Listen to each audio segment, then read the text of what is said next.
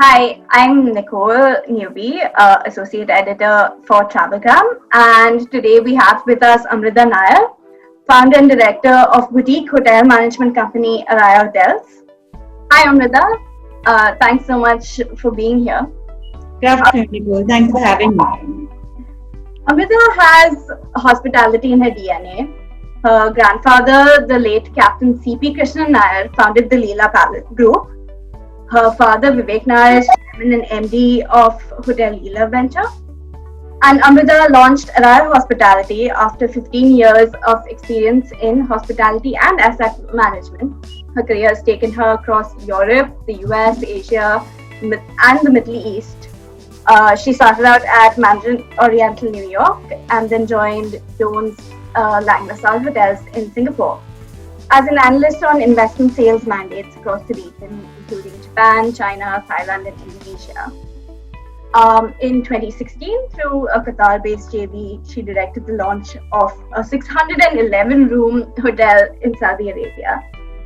And she's also served as head of asset management for the Leela Palaces Hotels and Resorts during a period of major growth for the brand, which included opening of new properties in Gurgaon, Jaipur, Delhi, and Chennai. She also serves on multiple boards and non-profit organizations, including the Sehchari Foundation and Apne Aap Women's Collective. Congratulations on Araiya, Amruda. It's exciting news, and I had a look at the property, and it looks great. And honestly, I can't wait to get there. Can you tell us a little bit more about the brand? About Araiya, of course. Yes. It's been 3 years in the making, and Araiya Palampur was the first of under the different flags that we have that we launched.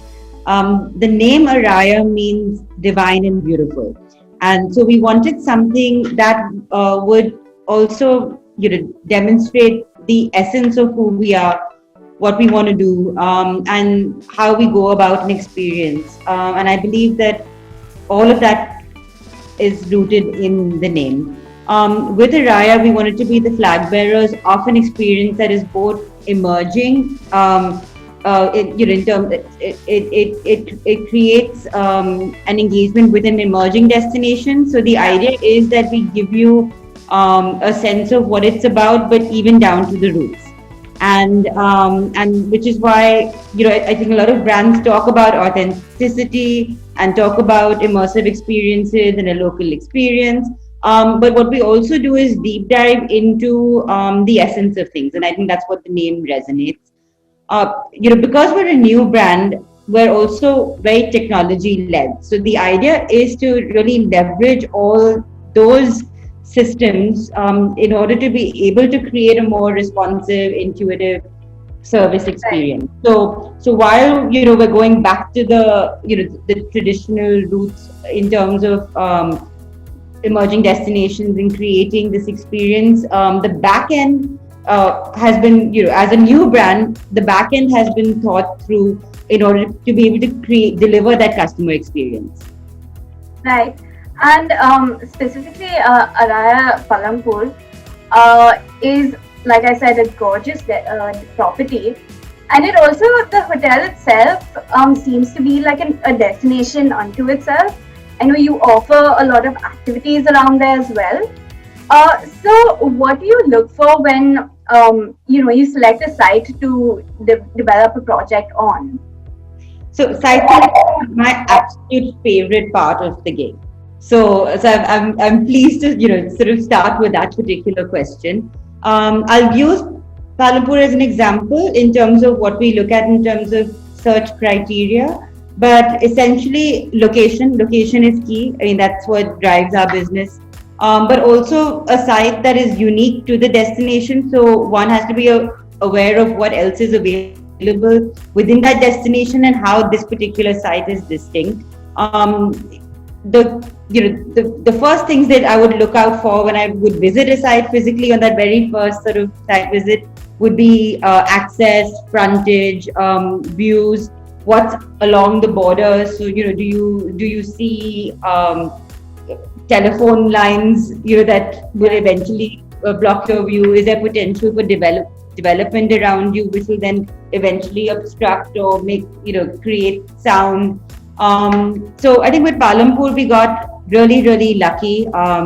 We're set a little bit away from the city, so we're not in this congested, urban environment. But at the same time, we're 50 minutes away from the airport. We're set in the hills. We're at about 4,000 feet, so it's got a very dramatic view from the rooms in the front, and you see the entire Dolladhar range. And what's interesting is that the back of the property leads into the forest. So you can literally go from the gardens where we have our yoga pavilion and lawns where we serve afternoon tea. You can walk into the forest, which is what I did yesterday when I was there. And it's lovely to be that built, and the way it's built is we use local stone from the very same hill to create that base structure. So again, the building elements also blend very well into the surroundings. So I think from a site perspective, all those boxes need to be checked: location, access, frontage, what's on the periphery. All of those things count. Right.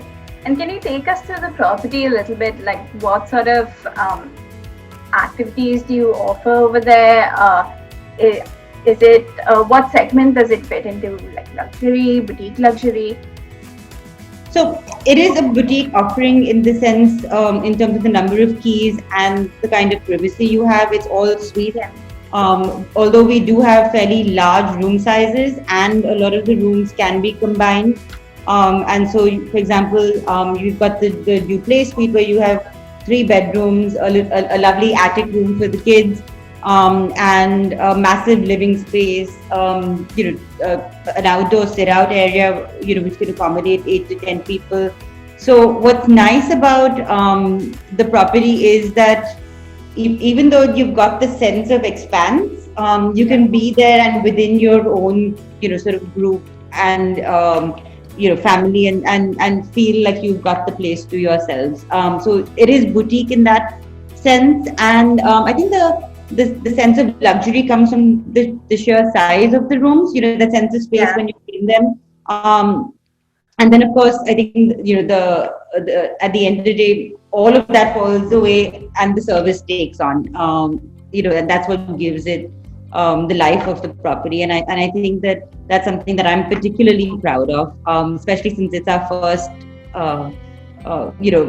flag.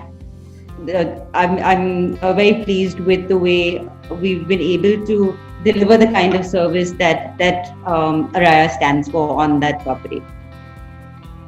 And speaking of, developing the brand, where do you see the brand going in the next few years? Do you have any destinations in mind? Like how many properties? So when I came back to India, the idea really was to look at undiscovered locations. Now it just so happens to be the right thing at the moment. I'd like to say it was strategy, but I think it's good timing as well, that the locations and the experiences that we were looking to create in those locations fit very well into what people are looking for now. So we've got 2 properties coming online this year. We have a spa resort in Calicut, Araiya Calicut, which the spa element is actually sits on the river, so it's a beautiful setting.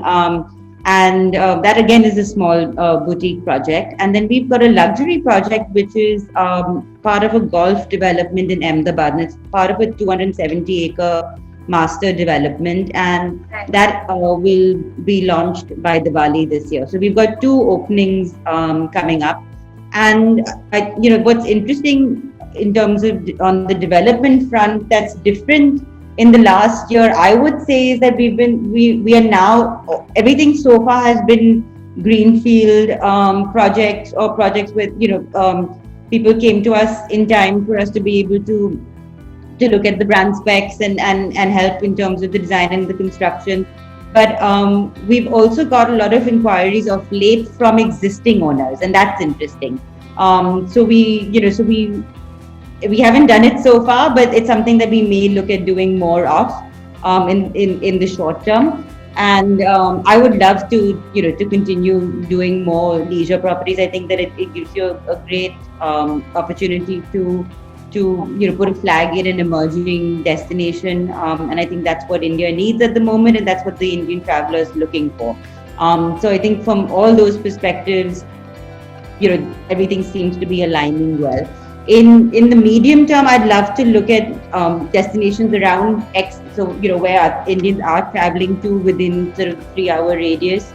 So whether that's within sort of the South Asia circuit, whether it's Sri Lanka, Nepal, Bhutan, all of that I think would fit very well into the lifestyle experiences that we are working towards. And if I had to look at big picture, then Dubai and Maldives, if we had opportunities for management that came along in those two destinations, they would be of interest as well. Right, and that you've clearly been really busy over the past few years, and that's great.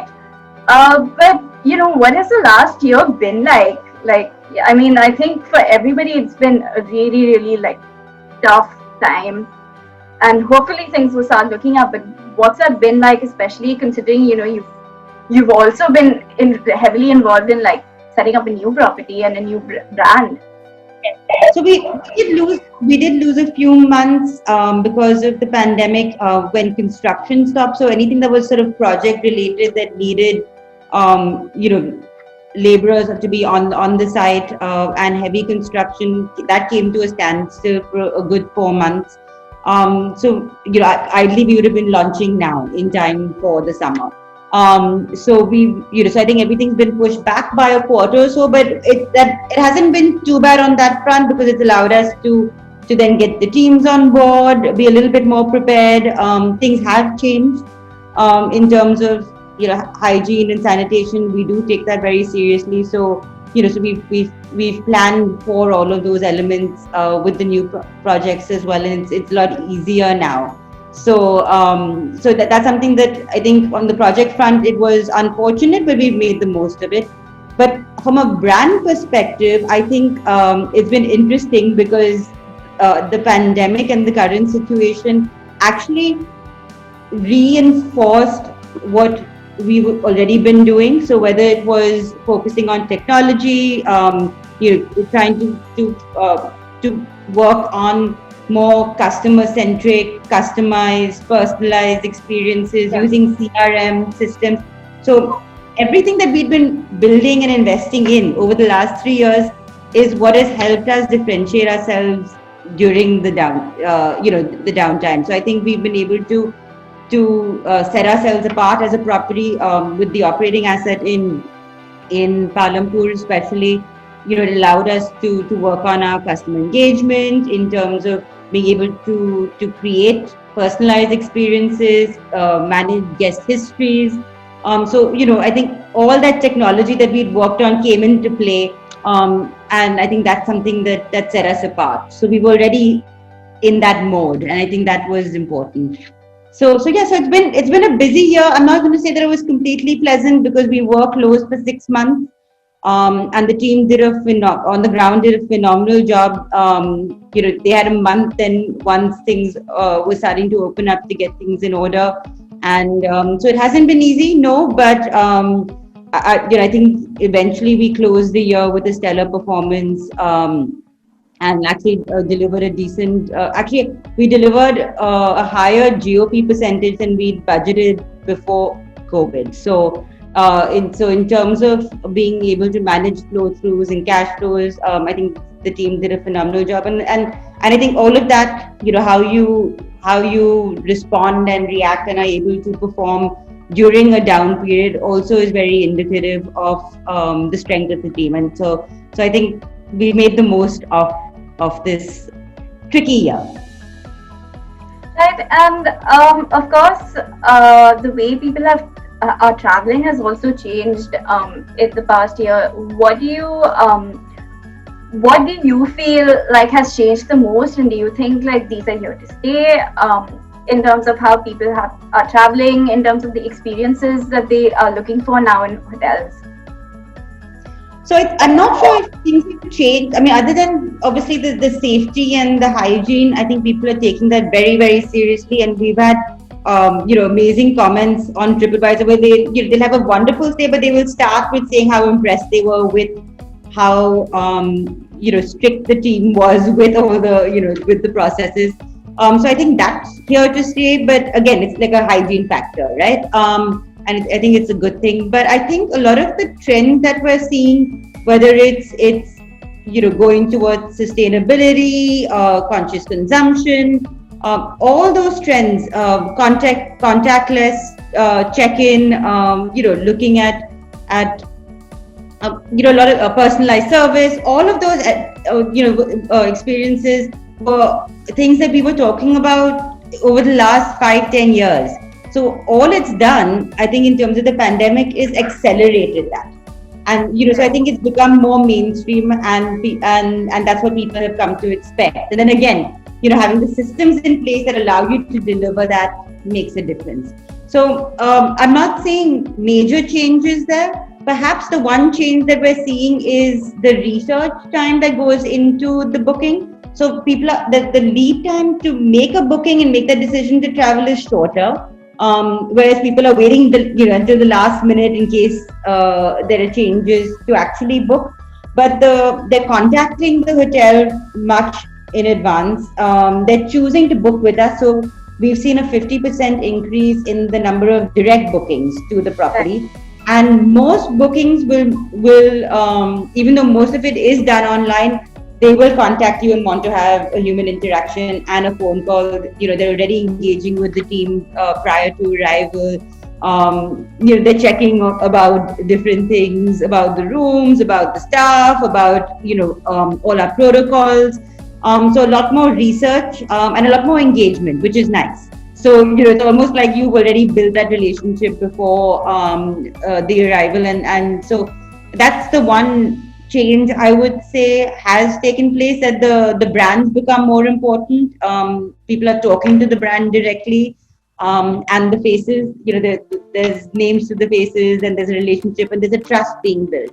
So a lot of our guests are coming to stay with us, and they're being cautious with the first trip, and then they'll do one thing or they'll venture out just a little bit. There's enough to do within the property, but and then they'll come back. They won't necessarily go out and try and check all the boxes off in one trip.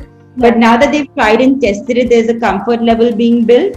So when they're ready to do another driving holiday in a couple of months' time or the next long weekend, they'll come back to us.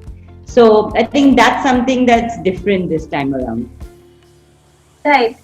And you have a vast experience in asset management, and recently the hotel industry has been moving towards an asset light model. Do you see that as being the future, especially for big hospitality brands? Yes, absolutely. I think the trend's been there for a while now. The American brands were the leaders in this. In fact, my first job out of college, when I graduated from the hotel school at Cornell, was at the Mandarin Oriental in New York, and I was meant to do a whole stint in the sales and marketing department, and I started off there. And then halfway through, the general manager, Rudy Tosh at the time, sat me down. He said, "You know what? You really want to learn about how this business works. You need to understand the real estate and the finance element of it."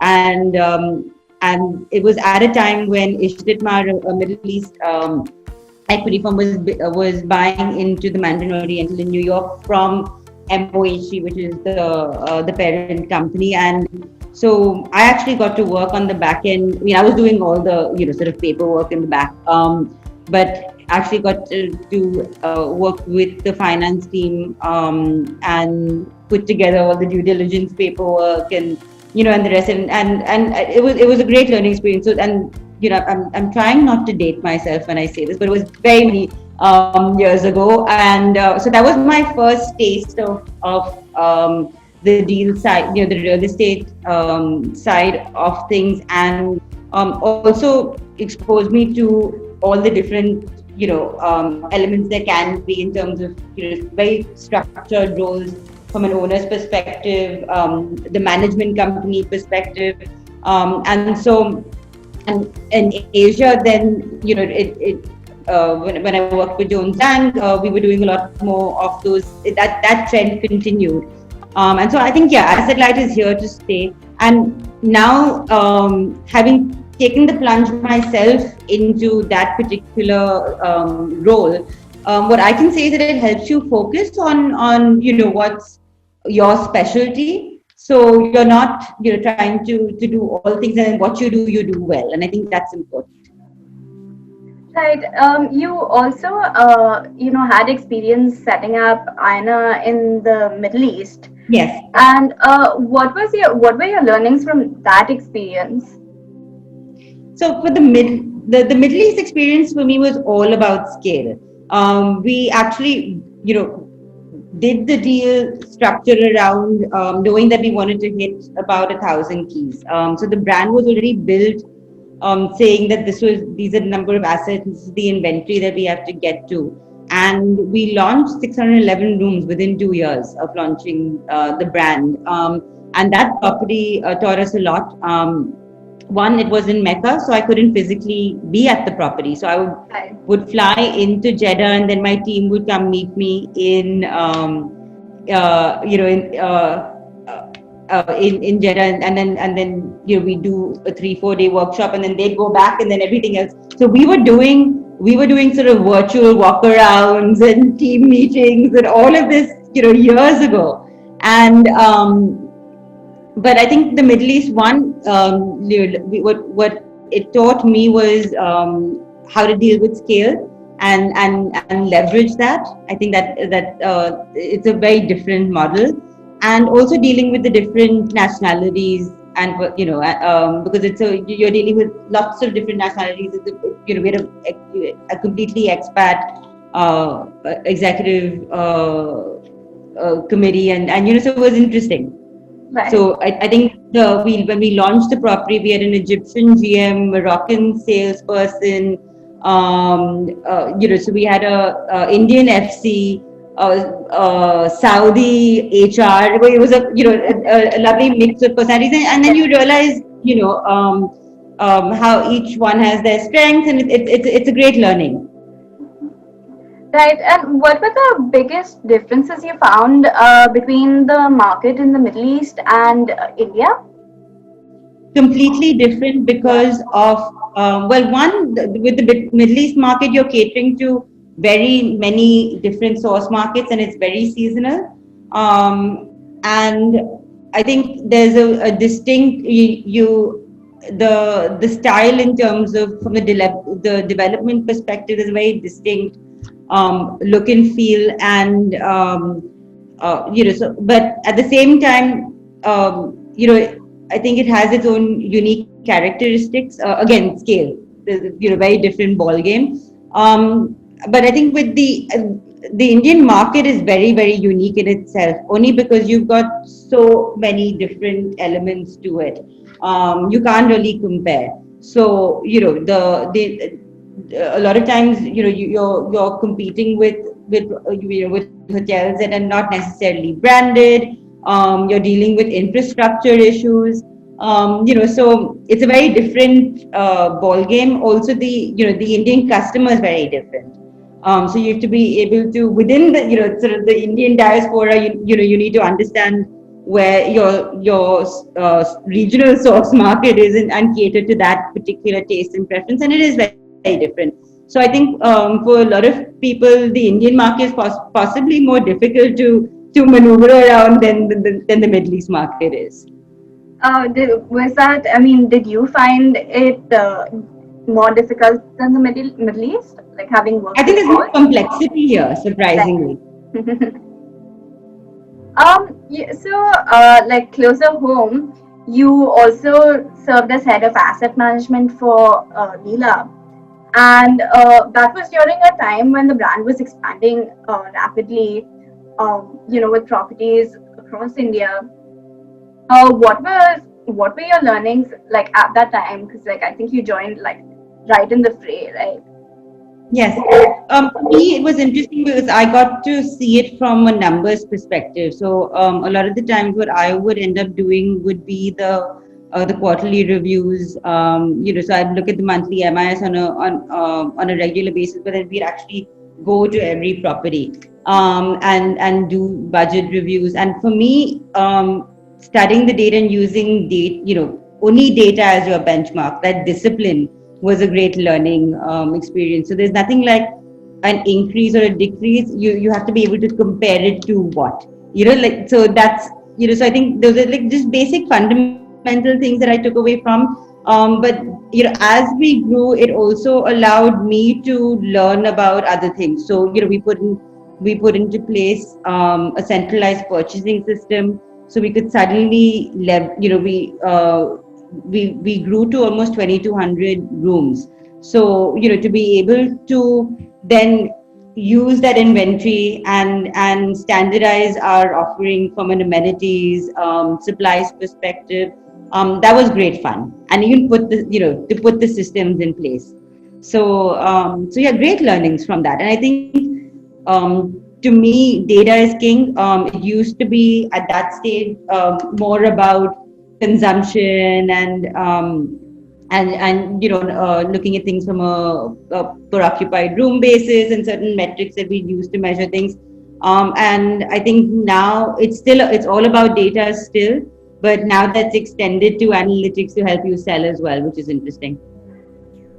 Right. And like moving from the business side to like a more personal side, what do you look for when you travel?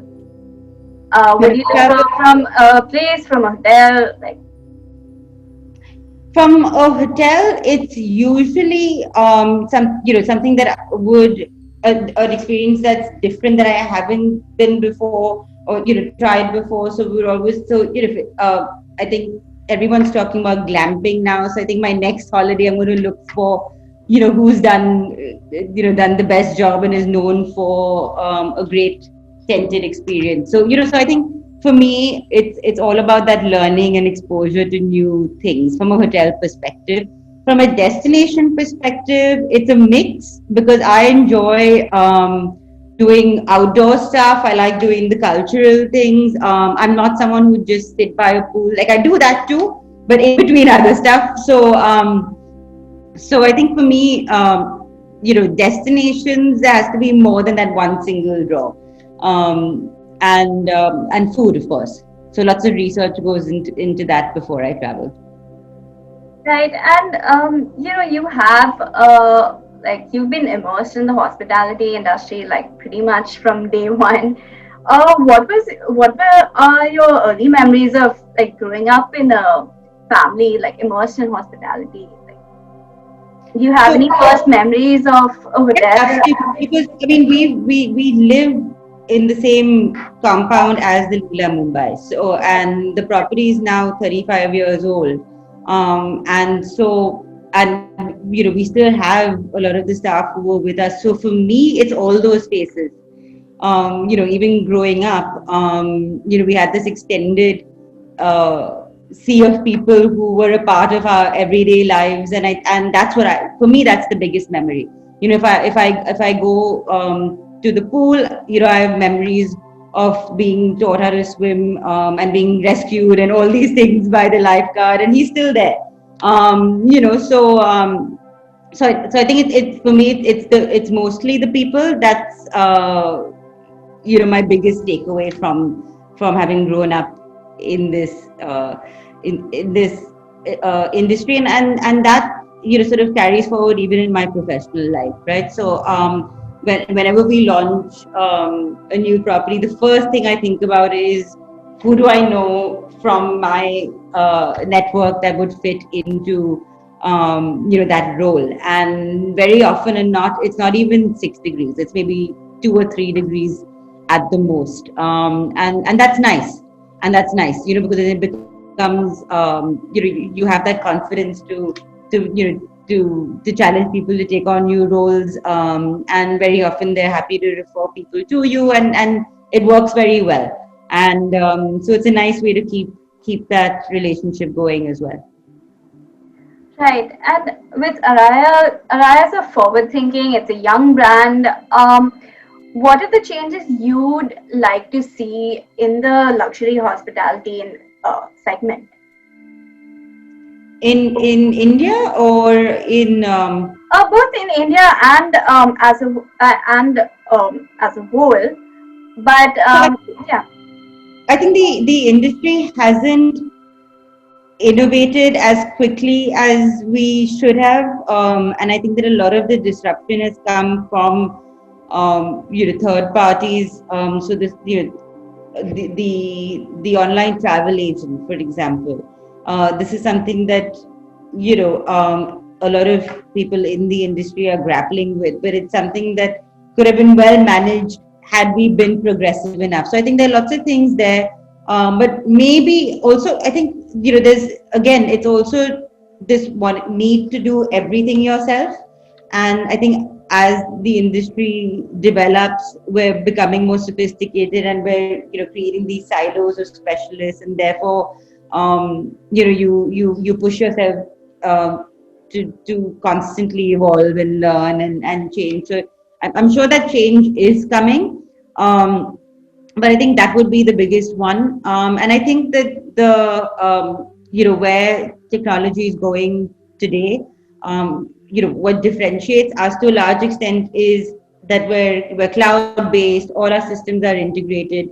So it's a very lean back end in terms of the systems, and obviously it's a lot more cost effective. It's almost 40% more cost effective than the traditional legacy systems that are out there. So I think that that has to come into the mainstream, and it's going to be a while, because very often you're also talking our the asset itself lasts for a long time. So a lot of times once the system's been invested in, you have to wait because it doesn't warrant upgradation as soon. So I think it takes you can do it's much easier to do with a new brand and with new build properties.